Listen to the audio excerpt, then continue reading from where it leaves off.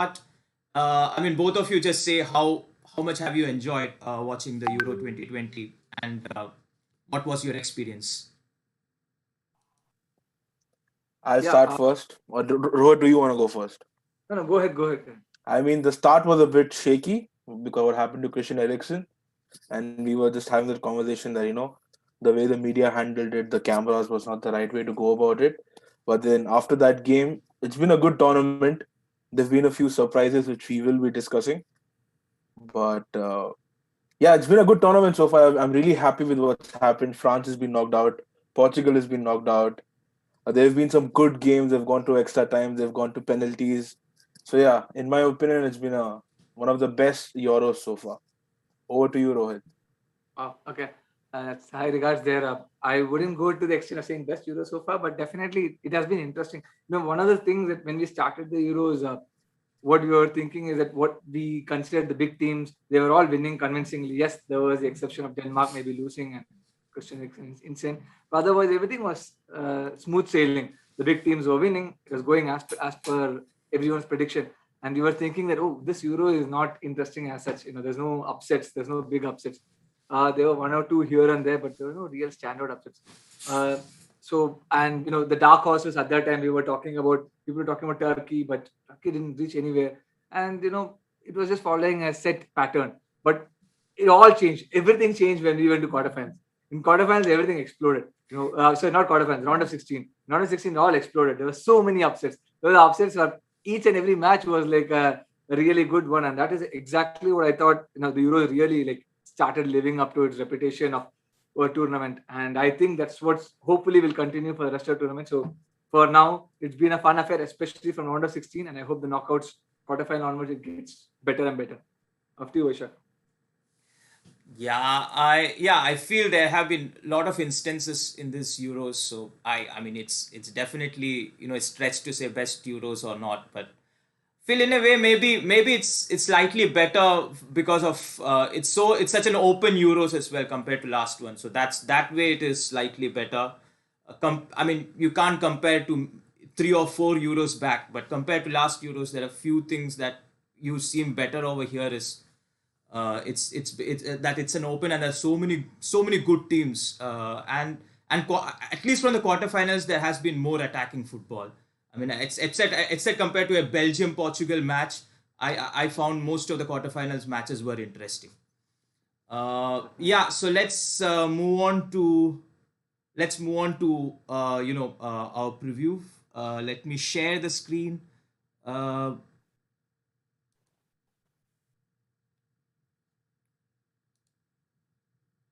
so over there.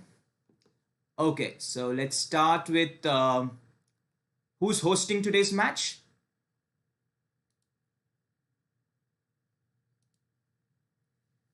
Um, Today's match is hosted by Switzerland. So let's start with Switzerland. I'll just open the Switzerland file. And yeah, so for Switzerland, the main news is that Granit Xhaka is suspended. So they might have to play Dennis Zakaria over there. And I think I have put Kevin Mbabu instead of Whitmer over there. Uh, just because, I thought Kevin Mbabu gave more trouble to the French defense when he came from the bench. And I think his athleticism might be a bit more important for them. Uh, but it can also be Whitmer who plays instead of Kevin Mbabu. And Steven Zuber, those two were the strong, the real strong pins who actually trouble the French defense. So as I've said, the wing backs they have a lot of pace, and Seferovic, he has not been scoring whenever Embolo has been dribbling a lot. He has been crossing. Is none of the tap-ins are being scored by Seferovic. But once you put the ball in the air, he wins the headers.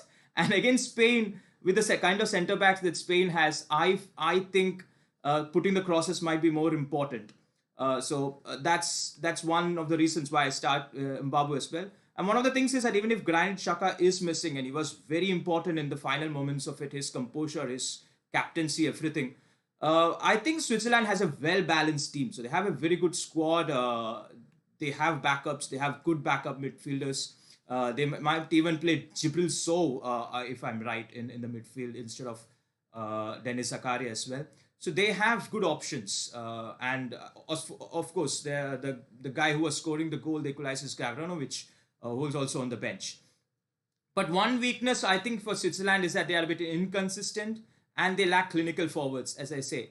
Mbolo has been playing really good. Seferovic also has scored the goals, but Seferovic, for all the reasons, he has been missing simple tap-ins. Though he has been scoring the difficult headers, he has been missing simple tappings. Now, the opportunity for Switzerland is that they are playing in the first, quarterfinals, or they're playing in the, you know, they won the first knockout match since 1938 World Cup, and uh, this is a big opportunity for Switzerland team to prove that they are worth it and that they can do it in a big match in a big tournament. But one thing is that Switzerland have struggled against a high pressing team. The match against Italy and that period of French domination in the last game, that showed it as well. Now I just have a head to head against Spain. Historically they played 22 games. Switzerland has won one, draw five, and 16 losses. But in the last century, as in the last decade, I say since the 2010 World Cup, they have won one, draw two, and one loss. It's pretty much same to same. And in fact, you have to remember that they are the team that beat Spain in the 2010 World Cup, the only match that Spain lost. So right now, historically Spain has been too strong. Right now, it's slightly shifting, and it's to be seen how Spain copes up with with those crosses coming from their fullbacks. So over to you. I think Karan. I think you have a file prepared for Spain. Yeah. So do you want me to share the screen or will you share the No, screen? I have the file with me. So yeah, you Perfect. can. Thanks, Vaishakh. Yeah. So Spain is playing Switzerland, as Vaishakh mentioned in the first knockout. I think it should be a good game. So let's give us. I would like to give a small update about Spain. So Spain has played 4 games so far, and they've won 2 games and they've drawn 2 games. They drew their first 2 games in their group stages, where the scoreline was 0-0 and 1-1, where they played against Sweden and Poland, and Morata scored their goal against Poland.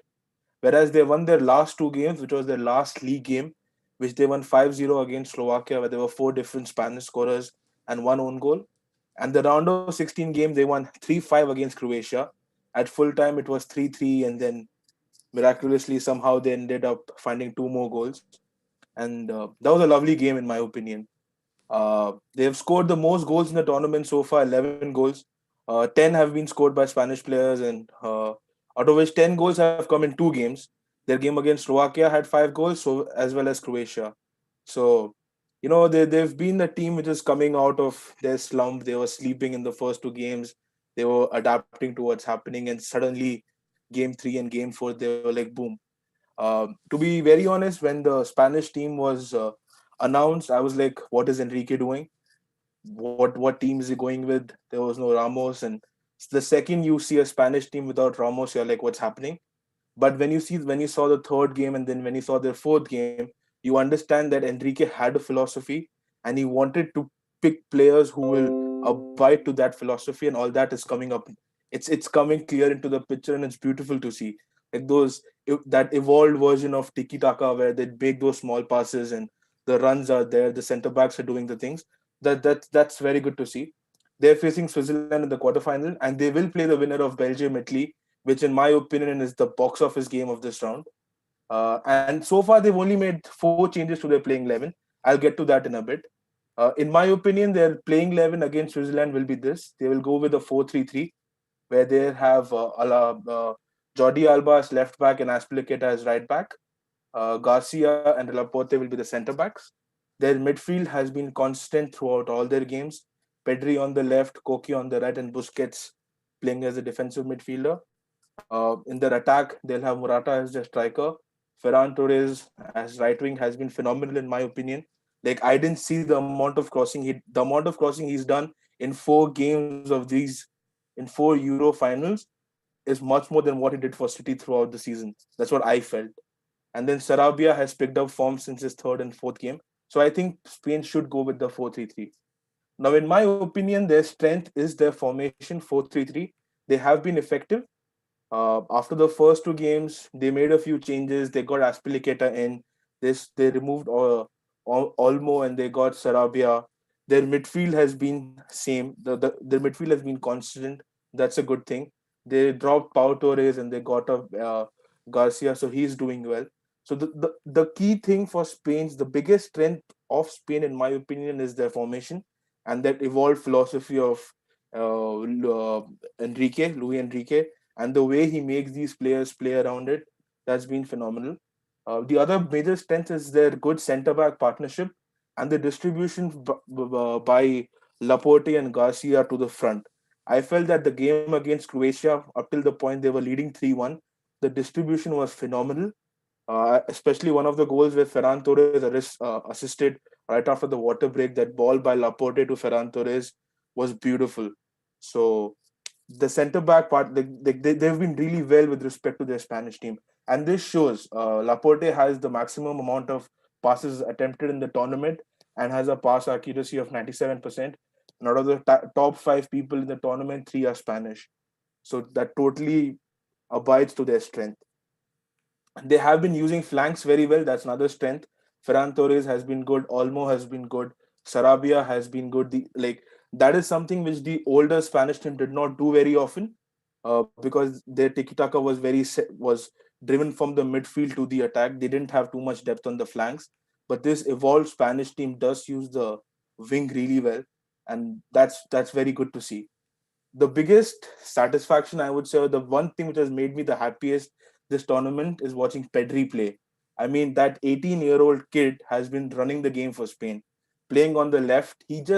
The passes he makes, the connections he makes, it's a treat.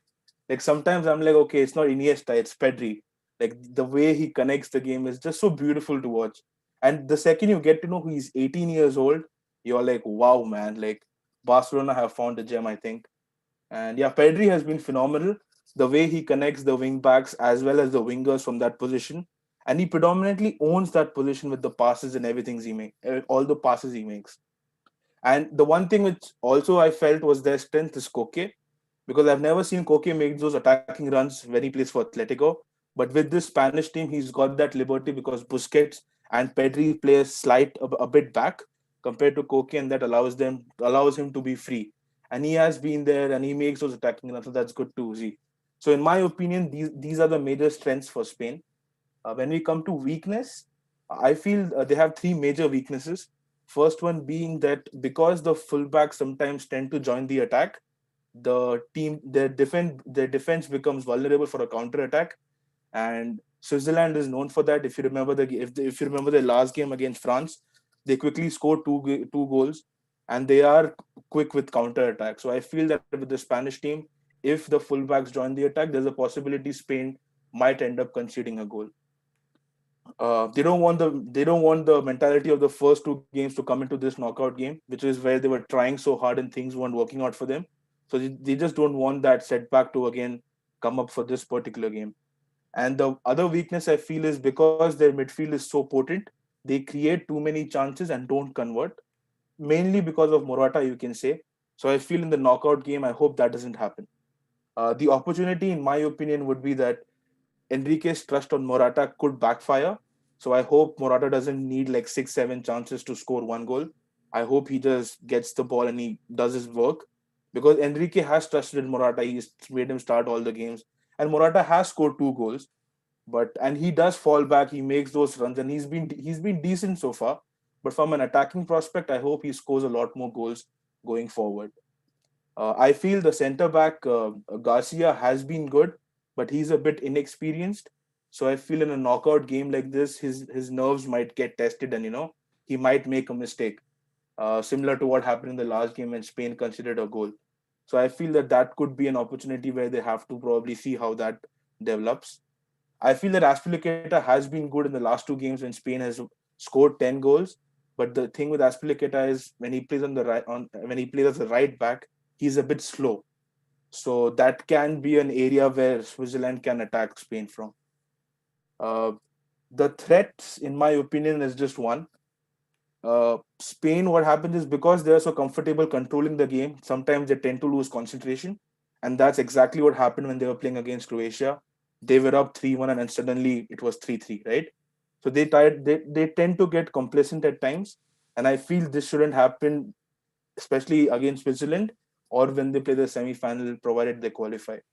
So I feel that is their biggest threat, that they shouldn't let go of their concentration, because Spanish teams are known to play like focused football where they don't make mistakes.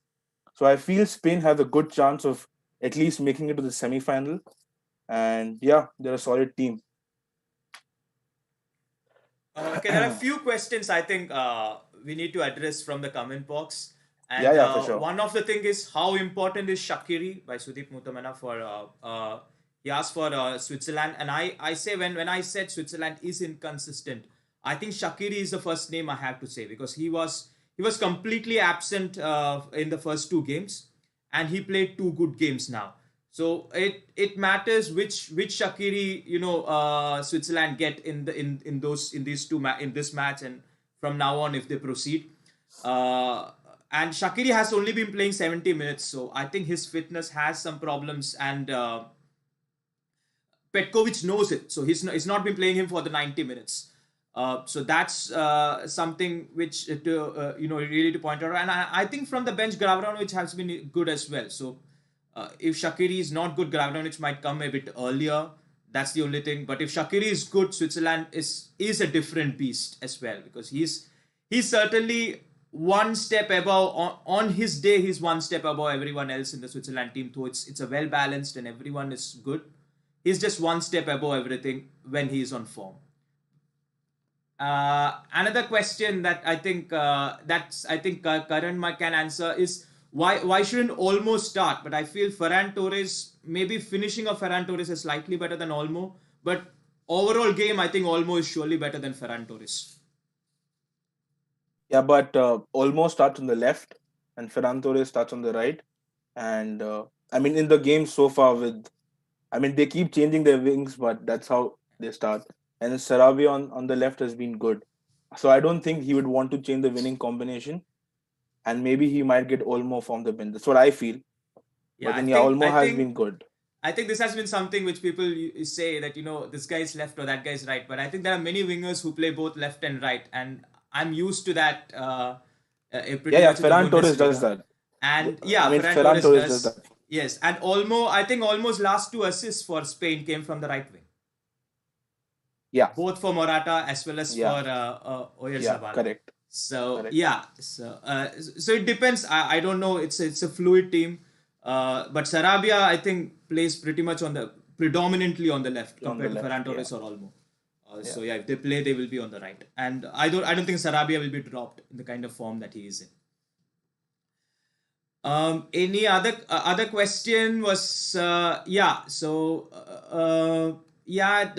some comment that Manchester City players have been playing really good, and there's one other question: why is Thiago not starting over Koke, or Rodri not starting for Spain? Thiago, I feel, has just been in poor form. Like his form for Liverpool was bad. Koke has been good. He makes those attacking runs. I mean, yeah, you can start off Thiago instead of Koke, but there's a reason. Enrique needs to have a solid midfield, and that midfield he hasn't changed throughout the 4 games, and he trusts Koke a lot more than Thiago, at least at this point, considering it's a knockout game and he needs someone to make those attacking runs, someone who's a lot more bullish. I feel Thiago is not that strong compared to Koke. So from that aspect, I think Koke will start, but maybe Thiago can come on. But the midfield will be Pedri, Busquets, and Koke. My bad. Yeah. And before we move on to the next match, just one more comment from Sudeep Mutamana. I think I do agree with it. I don't know about Karan.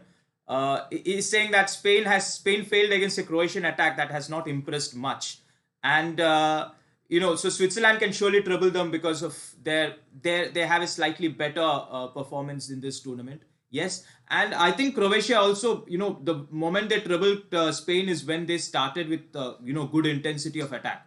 And Switzerland did show against France that they have that pace in the wing backs. They have people to win the headers. The kind of game that actually troubles Spain, Switzerland can do it for 90 minutes. So let's see if that is an upset or not. But anyway, if Switzerland win, I'm happy that they're still calling it an upset if Switzerland wins.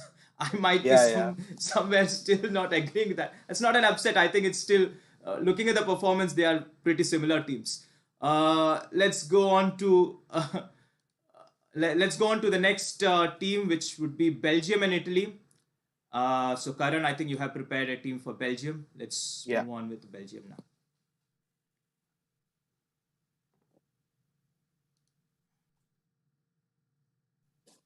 Before we start, just want to because there was one more question on Switzerland about Embolo. What do you guys think? Is Embolo the big goal threat for Switzerland? It's unfortunate that Embolo has not scored a goal till now. I mean, he scored a goal against Wales. Yeah, that's right. But he has, he has not found the net many times. But I think he has got lot of dribbles in every game. I think against France he had 2 or 3 dribbles, successful dribbles, if I'm right. He was on very good occasions. I think he squared a ball to Seferovic, which he could have just finished to make it 2-0. So yeah, Bril Embolo has been slightly unlucky, and I can see Bril Embolo coming good against Spain as well. So he has been knocking the door for long. So what's the prediction for Spain versus Switzerland? It's a I think we should do 50-50. that. 50-50, Okay. I think. I say somewhere around 2-1 Switzerland win it. I think 3-1 Spain. Sure. I think I'm in favor of Spain. So I think at least in our panel we have 2 people in favor of Spain and 1 for Switzerland. If Switzerland wins, I will call it upset for sure. So yes, go ahead with Belgium. Sure. So Belgium is like, it's my second favorite team in the tournament. All of us had high expectations from Belgium. All of us were like, man, Belgium will do this, Belgium will do that, and we are all sad. I mean, they've not done anything magical this tournament. They're just somehow winning games and getting through. So let's go through what they've done so far. They've played 4 games. They've won 4 games. Their group stages score lines were 3-0 against Russia, 1-2 against Denmark. That game, De Bruyne changed it for them, and 0-2 against Finland. They won their round of 16 game 1-0 against Portugal. That decent goal scored by Hazard, and they just sat deep throughout the game, and they reduced the chance of counter attack. So that was a very poor game, as Vaishakh mentioned earlier. There was a very very boring game to watch. The thing for Belgium, which is most threatening for them against Italy, is that Hazard and Kevin De Bruyne will mostly be missing the game. Rohit was just telling me that Kevin De Bruyne might make it. At this point of time, I'm not too sure, but mostly Hazard and Kevin De Bruyne will be missing out the game. Uh, as I said earlier, they've won all their games in the tournament so far, but they don't seem to have a complete control on any of their games. That's what I felt. Uh, the other thing is that they haven't faced a quick counter-attacking team in the tournament, and I feel once they face Italy, Italy might just beat them. I mean, Portugal was a good counter-attacking team, but because Belgium sat so deep, Portugal never had a chance to counter-attack. So I feel Italy will test them from that aspect. They have scored 8 goals so far, and they've conceded 1 goal. Lukaku is their highest goal scorer with 3 goals. Can you just scroll down, Vaishakh? So I feel the probable 11 Belgium will go with against Italy would be a 3-4-3. That's what Martinez prefers. I've gone with Boyata, who will be partnering with Alderweireld and Vertonghen. Vermaelen started the last game and Boyata started the game before that. So I was a bit confused, but I feel that Boyata would be a good fit for this particular game. In the midfield, they're going to start with Tielemans and Witsel. They've both been good. I wouldn't say they've been extraordinary, but they've been good considering the teams they've played and whatever is happening in front of them. Belgium's wing backs have been really good. I feel Thorgan Hazard and Meunier, they've been good. They are ambitious. They go onto the front. They ask questions whenever it's required. Otherwise, they just sit back and make that defense into a 5-man defense. So they have been good, and I feel that they might just define this particular game for Belgium. Because we don't have Hazard and Kevin De Bruyne, I feel that Yarek Carrasco will start on the left. As Vaishakh said, he can switch wings and cross whichever way he wants to. But he's more he likes.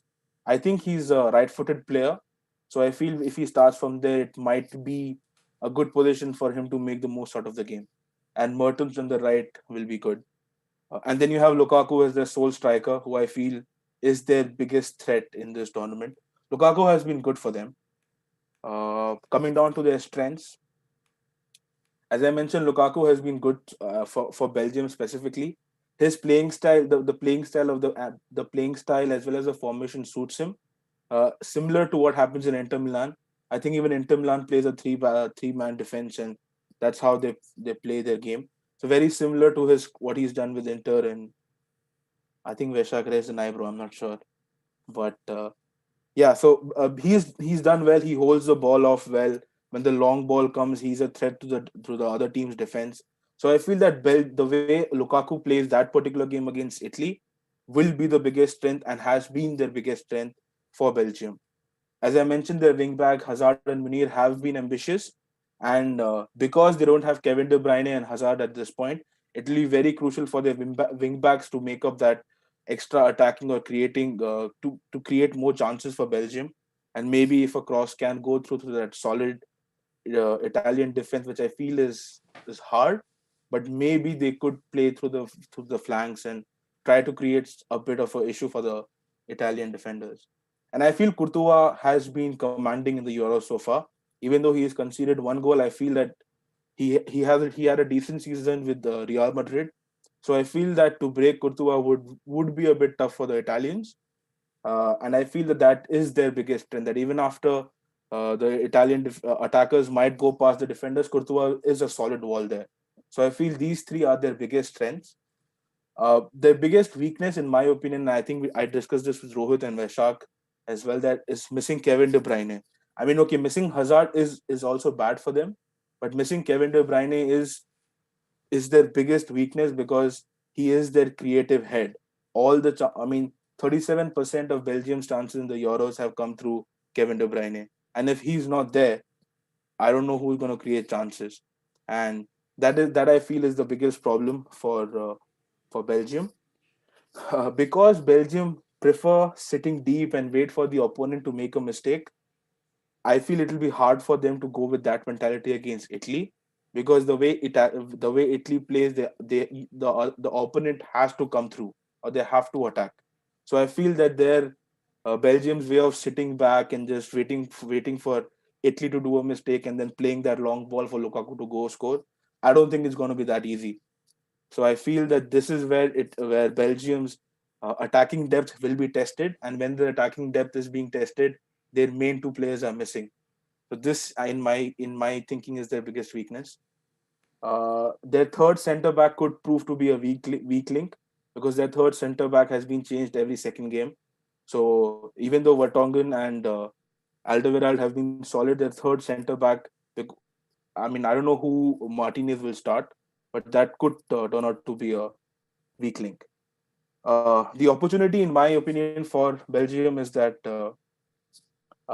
this is the last chance for the golden generation to win the tournament, and I hope they can make something out of it.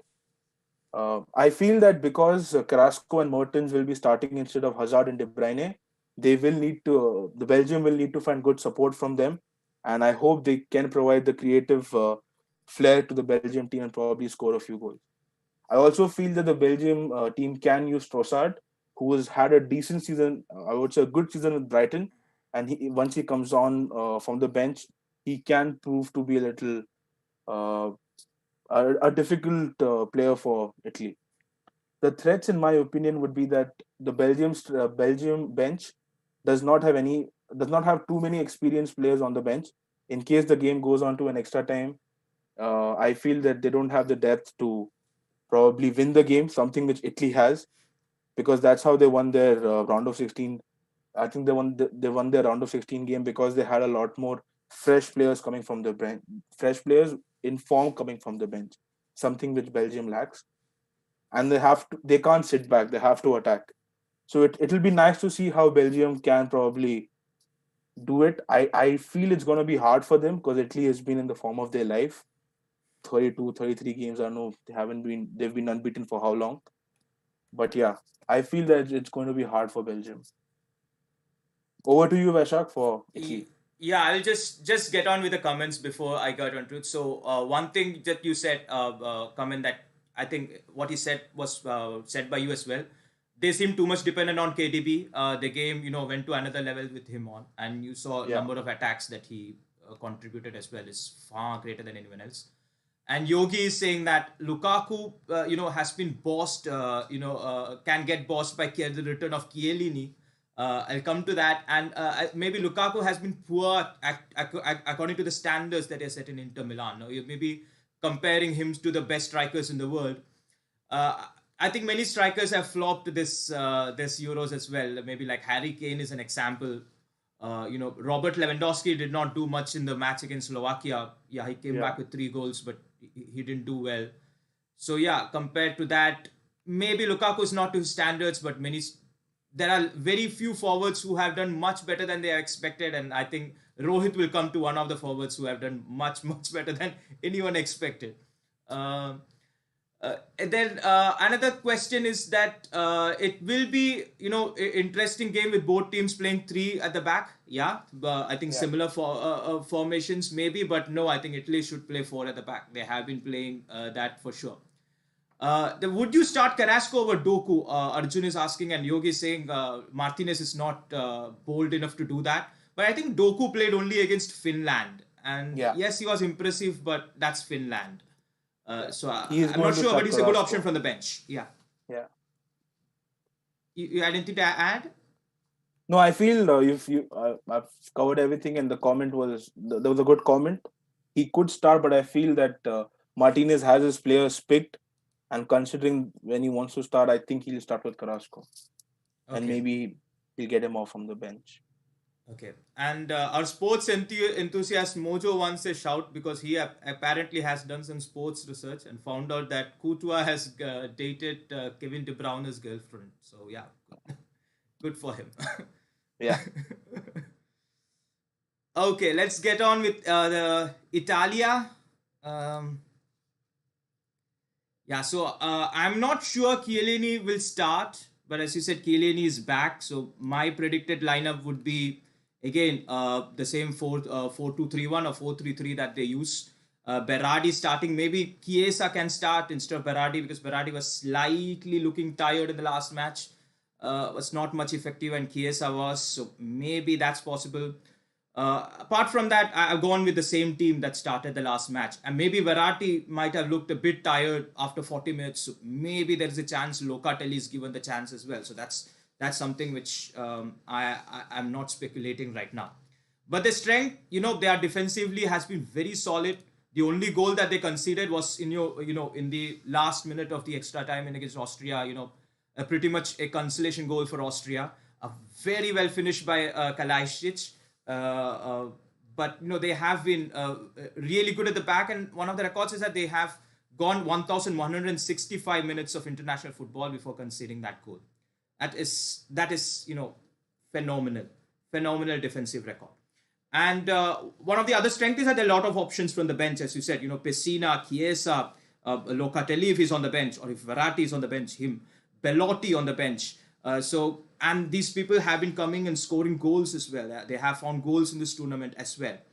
And because of that, the players are well rotated. Against Wales, they played a completely new team.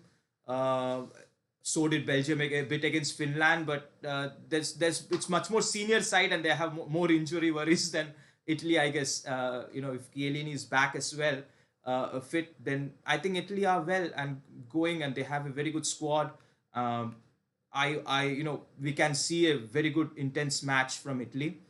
The weakness is that though they are traditionally strong, this unit they have not experienced that Italian greatness. Of going in last, being that favorite in any tournament. And their centre backs are old and lack space. So one thing that Yogi was saying that Chiellini can boss Lukaku, but one thing I doubt is that how fast is Chiellini and how fast is Lukaku. But I think if it's just on the strength, even if Lukaku is strong, but Chiellini is very smart, he can use his body to boss Lukaku. The opportunities, as you said, Roberto Mancini has took over the team, after they missed the qualifying in the World Cup, and now he has inculcated at attacking football, and it's it's one of the first tournaments when you say Italy and you think about attacking football, and you want to see some attacking football and you want to see them win. So that is something which has changed, and it's an opportunity for Italy to show the world that they can win a Euros with attacking football.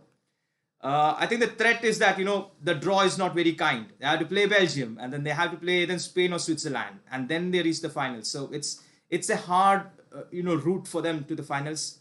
So that's one thing as I would say is a threat. And head to head with Belgium, they have played historically 22 games. Italy have won 14, 4 draws and 4 losses. And they met thrice previously in Euros. All group stage matches, Italy has won 2 and draw. So the last 2, Italy have won. I think 2016 they met as well in the group stage, and Italy won that match. So let's see, right now, will Italy continue or will there be a revenge from Belgium? Any comments, Rohit, from comment box? I didn't read. Yeah, there is one comment. I think Yogeshwaran. Is Yogeshwaran Yogi? Yes. Yeah, so Yogi goes like, who do you think will come on for Italy if they go behind? Who will come? I think it should be Chiesa, but I won't be surprised if it is Pessina for one of the defensive midfielders. Yeah, I think was Chiesa. Manoj makes a comment, for someone whose name is Immobile, he's quite mobile on ground. Yeah. So, yeah, that's a known joke, Manoj. You haven't done much research for that. Sudeep goes, Italy does well in knockouts, so that's an Yeah. advantage. Yeah. So I think, what are your predictions, Vaishakh and Rohit?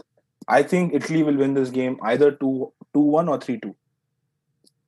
Yeah, I mean, I would agree to that. So far, the tournament, Italy has been the best team, what we've seen. So I think Italy will win, is what I'm expecting. But as a Belgium fan, I want Belgium to win. I really hope Kevin De Bruyne is fit enough and he can come and create some magic, at least on the bench, and take Belgium through. But I think my head says Italy. Yeah, I mean, if before the tournament started, I would have said Belgium, but after the tournament started, Italy have been too good. And just reacting to one more comment, will it be Bernardeschi who coming from the bench? I feel Bernardeschi has had one of his worst seasons, if I'm right, with Juventus. And there are many people who say Bernardeschi should not be even in the squad. I mean, some of the Italian friends, I said, they would rather prefer Moise Kean to be in the squad instead of Bernardeschi. He gives more attacking options. So I don't know if Bernardeschi would be the first name that would come to my mind. It would be either Chiesa for Berardi, or it would be either Pessina for one of the midfielders. That would be my pick for substitution if Italy goes behind. And as I said, Belgium without Kevin De Bruyne, it's a big call. I don't think they can do much. Let's get on with the next match, which is Ukraine. So as we said, someone said Portugal deserved to win. But one team I felt who deserved to win and did not go through was Sweden. Forsberg hitting the post twice. Then, they get a red card. And then once the game was going on to the penalties. They go on to get a winner. So yeah, Ukraine is lucky. I'm sorry, this is Ukraine. Ukraine is lucky to be here in the quarterfinals. But let's see what happens to them. They have to face the mighty England, who are yet to concede a goal. But one thing I would say for Ukraine is that once they have changed the formation to a slightly like a 3-4-3, instead of playing a 4-3-3 where Zinchenko was the defensive midfielder, the number 6. Going into the left back, Zinchenko is more involved in the attacks, and evidently the one goal and the one assist that he provided in the match came against Sweden. In the whole tournament, he has had no contribution in any of the goals. And both the goals that happened against Sweden, he was the one who contributed it as well. So going on to the team, they will start with pretty much the same team, except I think they might start with Malinovsky instead of Shaparenko, because Shaparenko, even though he was impressive, I think Malinovsky will give more into the game. Or I don't know if Shevchenko is playing some kind of a tactic, a Pochettino kind of a tactic, where he wants something on the bench, to play. Maybe because Shevchenko is a bit tactical as well, and he thinks such kind of options as well. The strength of Ukraine is their fighting spirit. They have shown it time and time. Against Netherlands, they were 2 goals down. They came back with 2 goals, but unfortunately, the last minute they had to get in. The Netherlands scored the winner. They have shown that against France, conceding the 19th minute, but they fought back and they got 1-1 draw. That match was as well, happened, and that was one of the examples where they showed they can fight back even if they are down. So England will have to fight till the end, and they showed it against Sweden as well. In the 120th minute, we all thought now it's a penalty, so Ukraine is done, but no, they are not. And another strength is, as I said, shifting Zinchenko to left wing back position has given them some kind of a room. But one thing is that England also plays with a 3-man backline instead of Sweden, so it's not. The wing back position can be overloaded with Walker and maybe Trippier or Reece James, who's ever playing over there. But I think Zinchenko is very smart as well, and he is being coached by Pep Guardiola, where you master this technique of playing as a right back, but suddenly you have also the knowledge to shift inwards when you want, and that is when I think Zinchenko will be the most powerful. When he goes inward, he's a left-footed player playing on the playing at the left wing back position, and when he gets inside, he can get a little bit more of shooting options as well, or crossing, and have a bit of free space, make his free space, as you say. But one weakness is that Ukraine have conceded the goals all the time. So England, one problem is England's creative difficulties, but Ukraine have kept no clean sheet in this tournament. They have had only 2 clean sheets in their last 12 games, and those are against Cyprus and Northern Ireland. Cyprus, we don't even need to say their FIFA ranking or whatever. They were one of the low-ranked teams. While Northern Ireland, we can say, marginally missed out qualifying to the Euros. But still, they are not even playing the Euros. So those are the kind of teams that they have not conceded against. So it would be hard for Ukraine, to keep that clean sheet. They will have to score the goals against a mighty English team who have not conceded till now. The opportunity is clearly for Shevchenko. He's already a legend now. He took Ukraine to the first World Cup quarterfinals as a captain. Now he's taken Ukraine to the first Euro quarterfinals as a coach. And another threat for them, I think, is that there are few players out of the tournament. I think Besedin is out of the tournament. After that, the reckless challenge by Sweden, many people arguing that should not have been a red card. It's just a follow through. The clearance was perfect, but we can argue all that. But it was very, very, forceful on, Besedin, and it's a lot of force on his knees, and he's out of the tournament. And as well as I see a few players, like Yarmolenko, sort of, tired and going up with slight niggles. I don't know how fit they are. But even if Yarmolenko is not fit, I think they have Marlos. I'm waiting to see the Brazilian legendary Marlos coming and playing for Ukraine. Till now, we haven't seen it. So I feel they do have options on the bench as well. So it's yet to be seen. It's 3 or 4 days since all those niggles, and can they play another 90? Or if not 120 again the same week. Is there any questions? Yeah, there are a few comments. Yogi says Shaparenko was their best player in the Sweden game. He also says that I don't know for which player, but he says someone should have started over Malinowski. Yeah, should start over Malinowski. The Shaparenko should start over Malinowski. That he was their best game. I don't know. It's pretty hard for me to say, because by the time Malinowski came, everyone was tired as well. No one was ready to win the headers which Malinowski was putting. It is possible that Shaparenko will start. So I don't know about that midfield, but whether I found it much more of a tactical decision, to bring Malinowski from the bench when everyone. But unfortunately, all the Ukraine players who could win the headers were tired by the time Malinowski came as well. On that, Yogi also says that Ukraine also looked very tired after the Sweden match. Yeah. So let's see. And one last comment, Manoj made a comment saying that great discussion. Will there be live commentary as well? I think we're planning that for the semi-final and the finals. So Manoj, if something happens, we'll let you know. Let's get on with the English team. And that is done by Rohit. Come on, Rohit. Oh, yes. It's coming home. It's coming home. Let's see what's going to happen there. But yes, coming to England team, the team update is that interestingly, we saw Jack Grealish coming from the bench in the last match against Germany, and played a pivotal role in both the goals. He assisted one of the goals, and he passed the ball for the assist in the other goal. So he was very key, and I would be interested to see whether Southgate starts with Grealish. I'm tempted, like that's what when I made a lineup, I'm tempted to put Grealish in my 11. Maybe not in the most favored position, but England is fluid in the front and they can interchange. So that's one thing I'm looking at. That's a team update I'm looking at.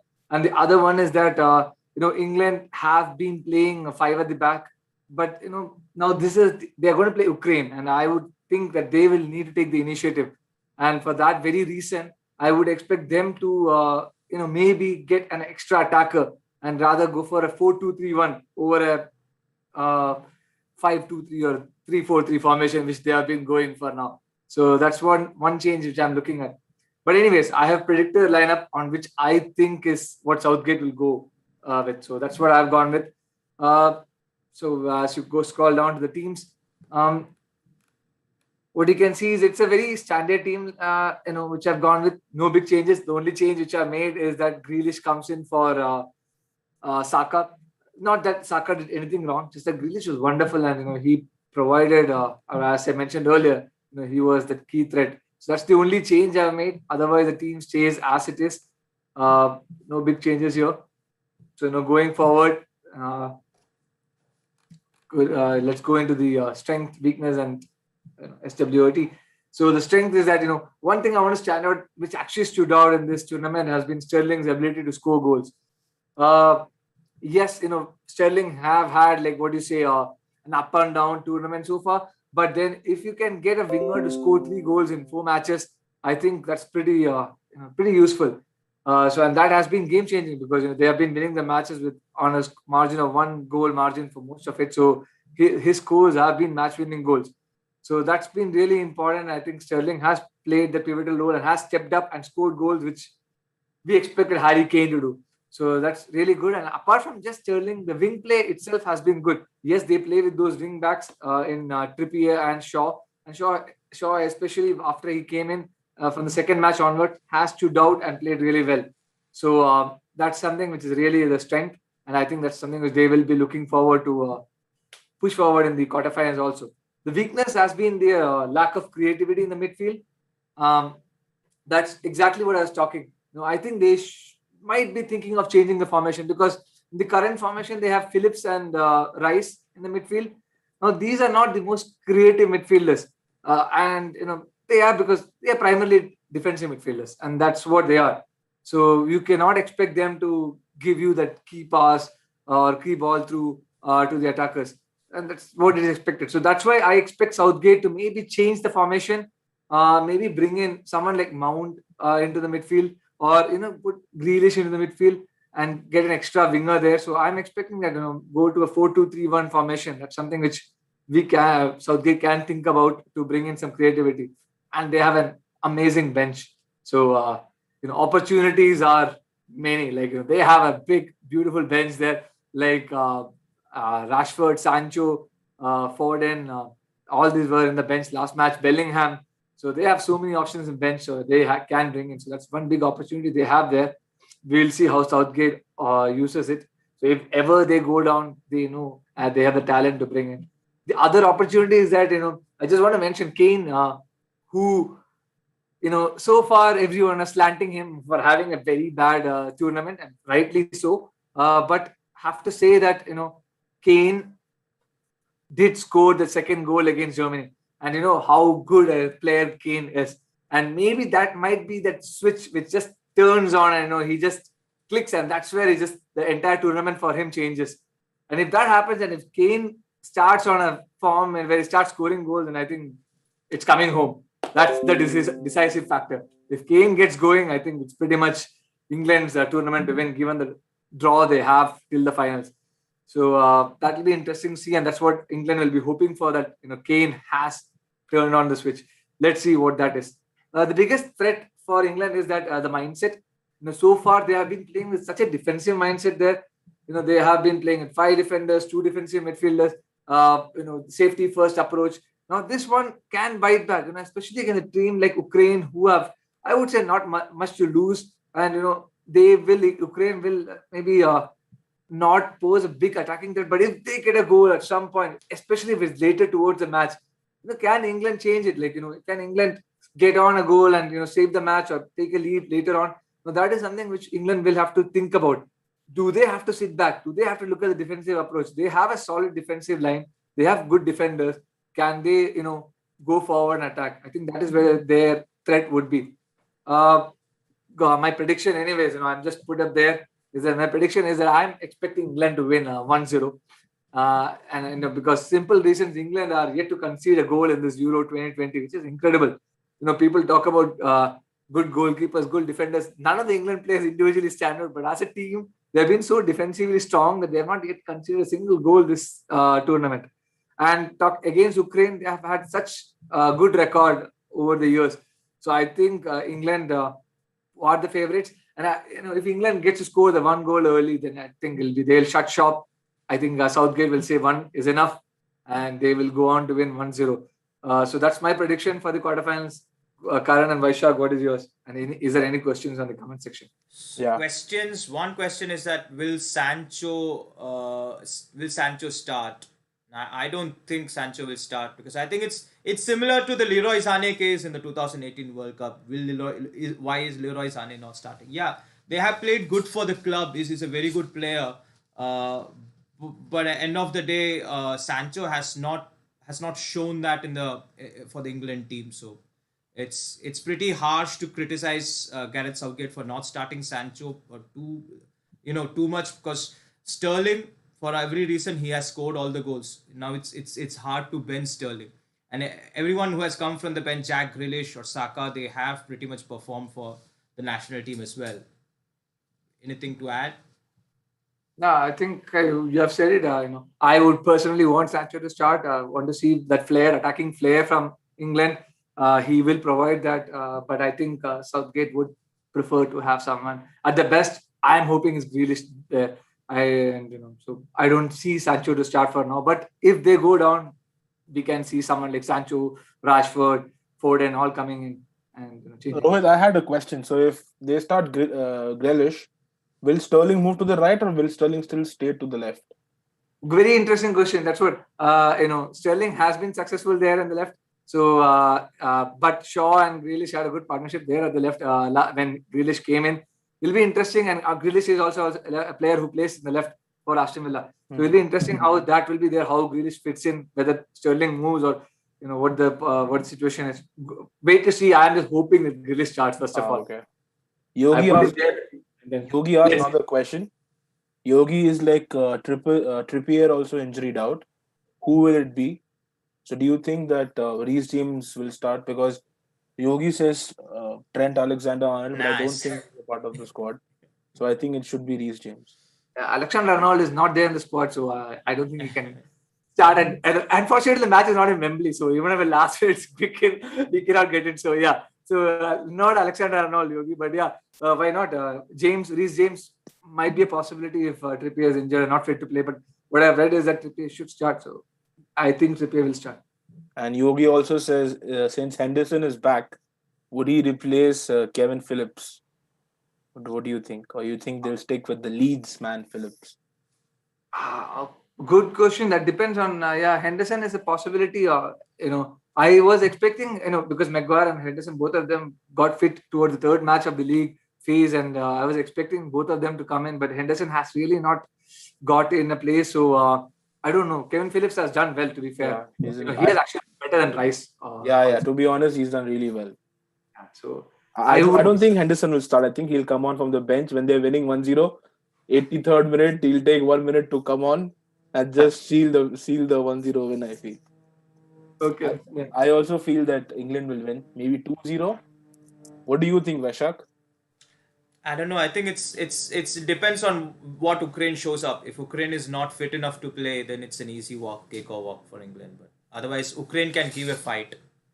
Yeah, I say I won't predict till the 90th minute. It's Ukraine has shown that kind of a fighting spirit. Let's see what Shevchenko has. Makes sense. Perfect. Let's move to the last game of the One quarterfinals. more, I think one more question. I think one more comment. Like, is Pickford at England is on another level compared to Everton? Is it because of the defenders, or has Pickford done something? I I mean, think, I don't know yeah. whether Pickford has been exceptional when you say for England so far. To be fair, I think what stand out watching their matches, what stand out, there was one save from Havertz, which was a wonderful save by Pickford. But Yeah. otherwise, I do not remember Pickford making any brilliant saves. They didn't have to because England first of all played in a group which was relatively easy. They didn't have, and they have good defenders in front of him. So Pickford never really got tested to be comparing with Everton. Thing. I would still say the jury is yet to be out on how good Pickford has been. But England defensively has been wonderful, to be fair. Yeah, I think as Vaishakh mentioned in the, I think it was a thread for Italy, England have had it too easy, man. Like, they've had it too easy. So maybe they might not concede any goal to the finals, and maybe they'll meet some Belgium, Italy, or some other team there, and maybe they'll lose. I know that might happen, just predicting, but that's possible. I don't think Italy have had it easy. So I mean, Donnarumma was not tested, but their defense was tested for sure. Yeah. I meant England has had it too easy. That's what I meant. As you mentioned in your thread for Italy. So we move to the Let's last go game. to Czechoslovakia. I think there is one more comment, that Phillips has blossomed with Leeds United. Yeah, that's true. Yeah, he's good. Oh yeah, definitely yes. Oh, Very good Phillips player. has been extremely good. Yeah, Pickford Oh, is a the good team shot stopper, perfect for low block defensive teams like England. Yeah. makes sense. Yeah, that might be the reason. Let's see. Let's Yogi see goes whether. slaps and crosses too. Yeah, that helps. Yes, he's big. He can have this big dinosaur hands coming and saving. Yes, definitely. Why not? Yes. Anyway, let's go to the. I would say the low key match of the quarterfinals: Czech Republic The Chic versus team. yes, chic team. I would say Czech Republic versus Denmark. So let's start off with Czech Republic. So one important thing is that Jan Boril returns from suspension. So I think he is someone who I believe will start or fits into the starting 11. So he is one person I'm looking at it. But again, having said that, it'll be interesting whether he will directly fit in because his replacement also did perform well. Similarly, Vladimir Darida also missed the win over the Dutch team, but more due to injury. I don't know how fit. What I've seen is that he is fit enough and he should be making, but I don't think he'll directly come into the playing 11. So coming to the playing 11, I've gone with the same formation. I've not made big changes for them. I put Borrell back into the team. Barak has been starting there. So yeah, that's the two changes I've brought in there. But otherwise, they go with the same 4-2-3-1 formation. So no big changes. They would be expecting a lot more from the midfield, and that's what we'll be looking at. So when I come to the strength weakness analysis, that's what I'll be talking about. So firstly, the strength. Strength is very obvious. There's one name. If you talk about Czech, as Vaishakh clearly mentioned, it's a chic team. That's pretty much what it's been like. Patrick Schick, the standout striker, the striker who has overperformed. You say it, and that's him. He has come with the goals. He's come with some wonderful goals, and that's what he has done. He has actually, to be fair, carried Czech till here. Whether he can take them a level more is something which we'll have to wait and see. So that has been the biggest strength, his goal scoring.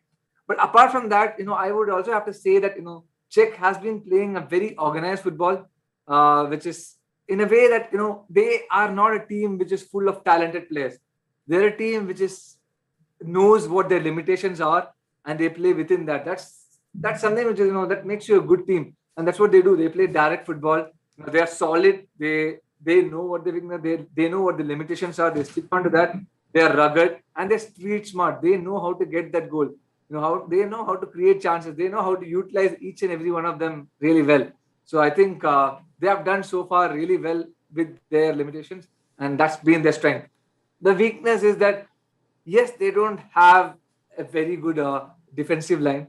That's something which before this tournament started, we were talking about this Czech team, and we were actually talking about how their defense is weak. And that has been what's the situation even the tournament. When they were tested, they were shown that they have some weaknesses there. and that's exactly what will be tested. And Denmark is highly capable of driving through. And one thing which you can see is that especially aerial balls to the wings is basically where they have actually struggled a lot, and that is where they will be threatened. And Denmark has capable wing backs who can do that. So we will look into that, but that's basically where Czech's biggest weakness is. The opportunity for Czech, and I think opportunity, when I say it's not for Czech, opportunity for Czech midfield.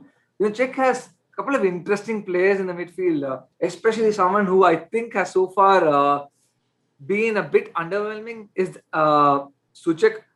He has, everyone expected him to light up the, or at least provide that shine for Czech, and he has not so far done that.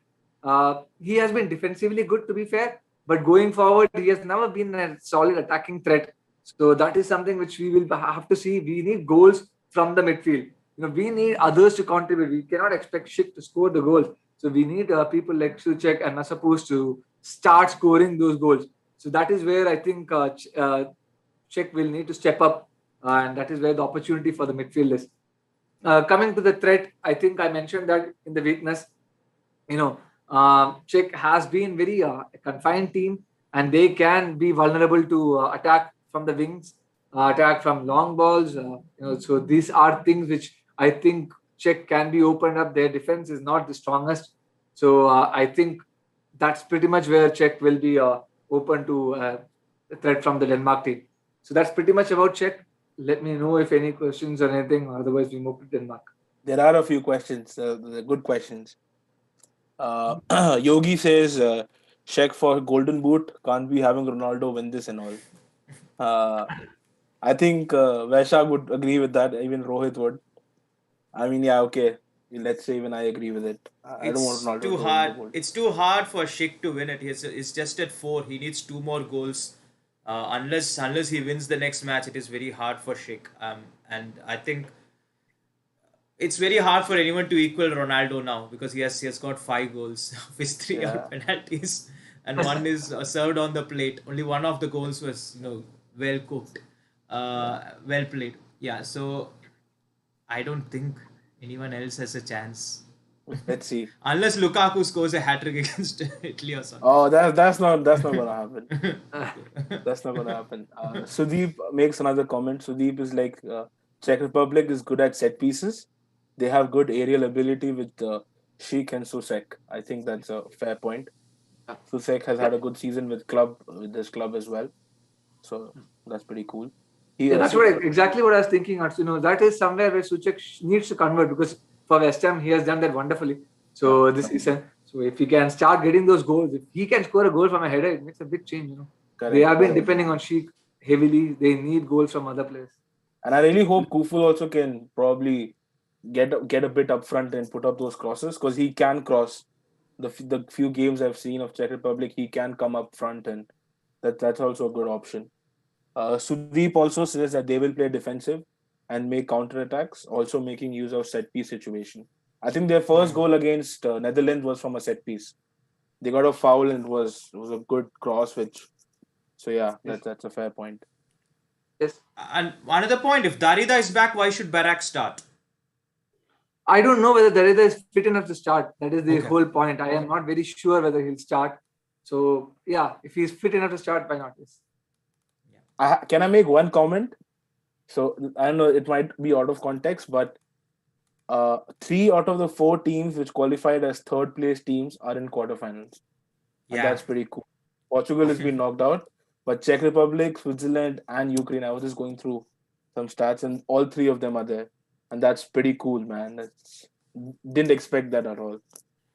I mean, to be fair, Switzerland should have been the second team as well. But Ukraine is a surprise. Yeah.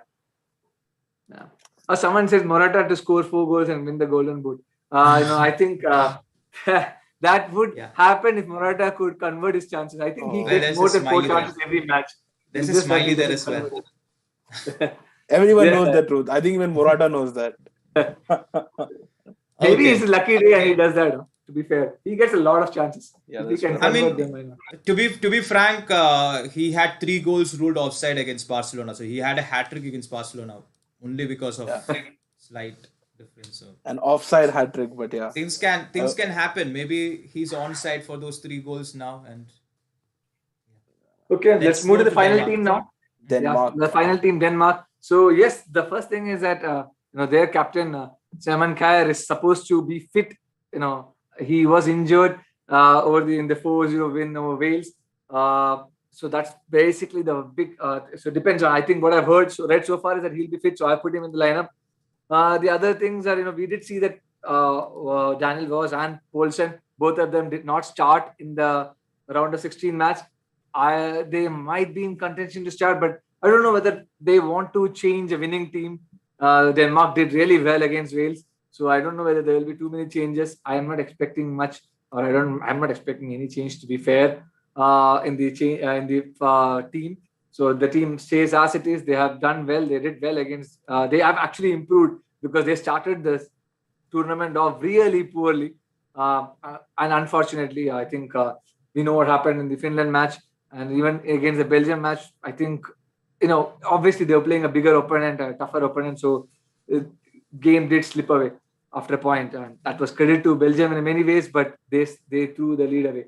So, anyways, now they have improved since then. To be fair to them, and I think the Wales match was one of the most, or easily the most convincing victory in the round of 16. So if they can repeat that, I think they are the favorites to go through. The strength has been that they have been a very simple team. They're a very compact team game. That's again when I talked about Czech, something like that. This is a team again who is very organized. They know the limitations. They stick on to that. They perform to that. Their best player, Christian Eriksen, is not there in the tournament, and they still have been solid enough, good enough to go through and come into the quarterfinals. That just shows that their ability is that they work on that sum of the parts theory, and that's pretty much what have served them well. And I think that's what will help them in the quarterfinals also. The weakness has been that it's definitely a weakness which I mentioned for Czech also.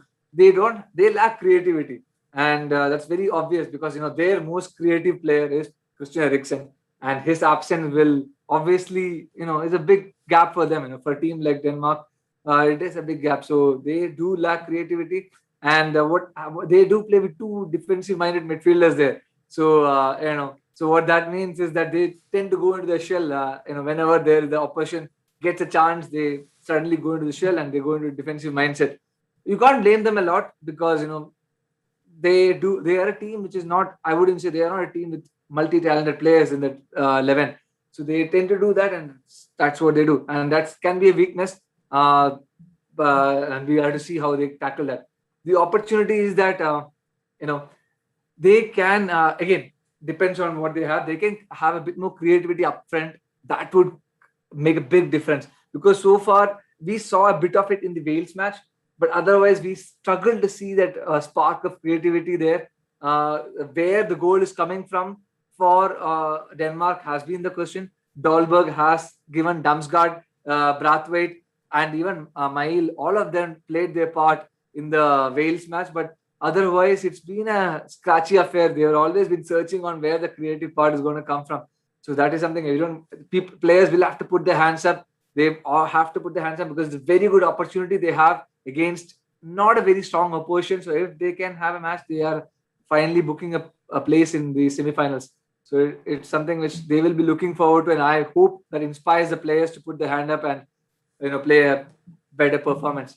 Their threat, I think I touched upon that, is that they lost to Belgium in the group stages, and after that, or that has been the only big team they have faced in the tournament so far.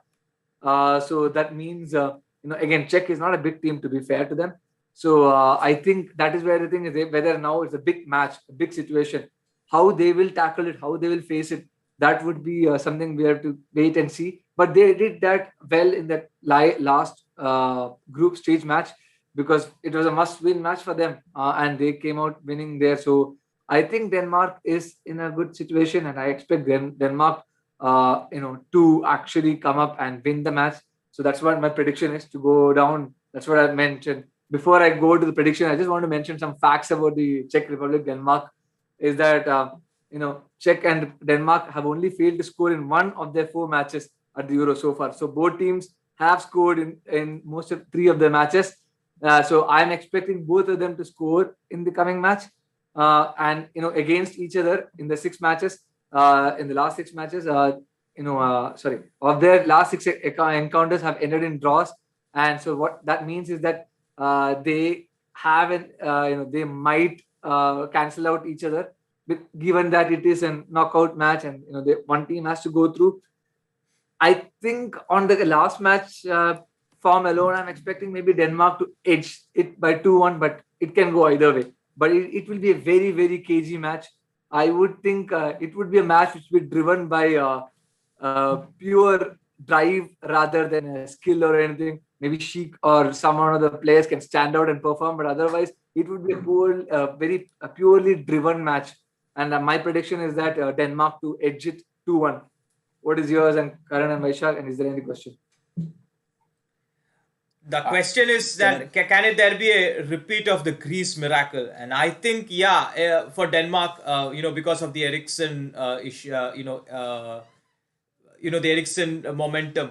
If Ukraine beats England and England manages to tire up Ukraine, so Denmark wins this, then Denmark easily wins against Ukraine, and then it's one-off final where anything can happen. I think in this particular Euros, I would say all 6 teams, except for the exception of Ukraine and Czech Republic, I say have pretty much a chance of winning the Euros. Definitely, I agree. Okay. I feel that this particular game will be like a 2-2 draw, and then it will go to penalties. That's just a gut feeling. But then, as Rohit mentioned, the game will be driven. I mean, it won't be a skill-based game. So I feel that a 2-2 would be a good score. Yogi has another question. He says, how far can the Eriksen momentum take Denmark? I think it's taken them far enough. So a little more is good. That's what I feel. I think for me, they are the favorites to win. I mean, maybe by a small margin, but I think it's their match to lose. So maybe for sure they can take it for one more match. That's what I would at least think. Well, I just have a small disagreement over there. I feel Denmark have a lot of capabilities. Christensen have been playing well with the ball. I mean, Schmeichel has not performed much with the with his gloves, but he is well talented as well. They have lost Eriksen, but they still have good midfield in Højbjerg and Delaney, and Kjær is good at the defense, and Mæhle has been one of the finds for Denmark this particular tournament. And now they got Dolberg, who has found the net a few times as well. Two times. So Dolberg is in good form. Dolberg is in the mix. And Damsgaard was one thing that they didn't find in the first 2 matches. And Damsgaard has been good.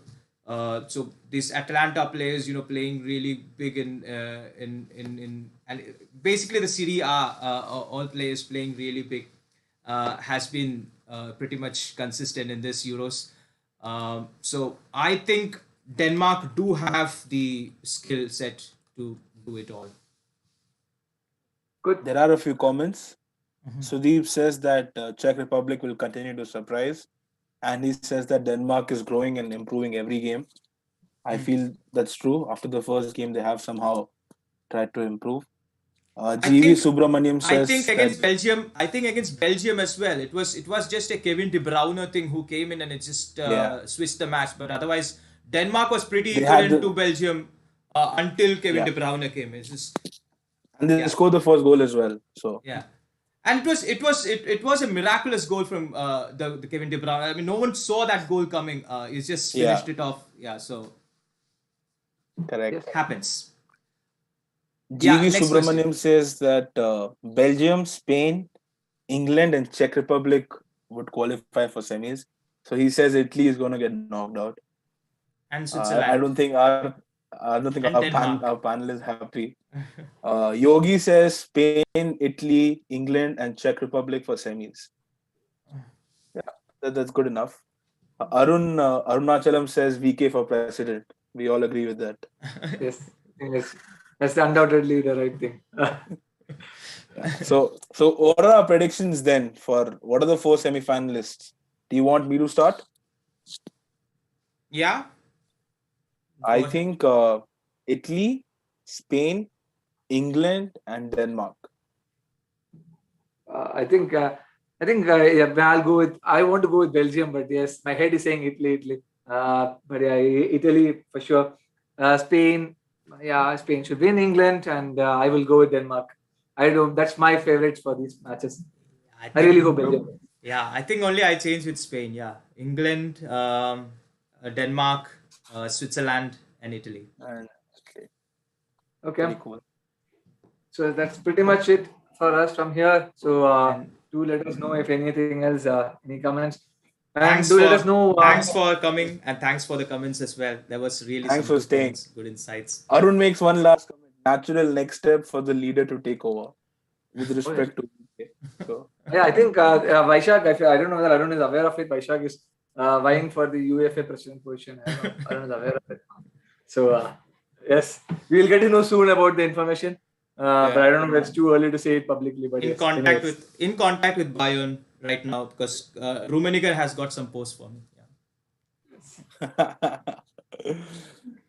Okay. perfect. Okay then. Bye bye. Thanks to see Thanks you a lot, all.